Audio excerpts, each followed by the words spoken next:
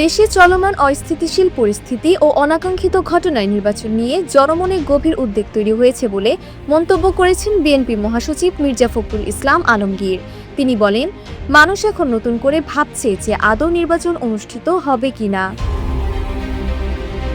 মঙ্গলবার বিকেলে রাজধানীর আগারগাঁওয়ে চীন মৈত্রী সম্মেলনে দ্য ডেইলি স্টার আয়োজিত স্টার নির্বাচনী সংলাপে অংশ নিয়ে তিনি কথা বলেন। মির্জা ফখরুল বলেন, দীর্ঘ ১৫ বছরের রক্তক্ষয়ী সংগ্রাম ও ছাত্র জনতার গণ অভ্যুত্থানের বিনিময়ে দেশে সুষ্ঠু নির্বাচনের একটি সুযোগ তৈরি হয়েছে, কিন্তু চক্রান্ত ও অনাকাঙ্ক্ষিত ঘটনায় সেই সুযোগ আজ বিনষ্ট হওয়ার পথে।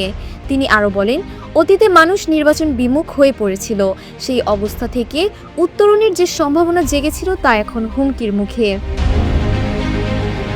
নির্বাচন প্রসঙ্গে তিনি আরও বলেন, শুরু থেকেই নির্বাচনের কথা বলে আসছেন তারা, এজন্য তাদেরকে অনেক সমালোচনা সহ্য করতে হয়েছে, কিন্তু এখন প্রমাণিত হয়েছে যে নির্বাচন বিলম্বিত হওয়ার কারণেই অশুভ শক্তি মাথাচাড়া দেয়া এবং নির্বাচন বানচাল করার সুযোগ পাচ্ছে।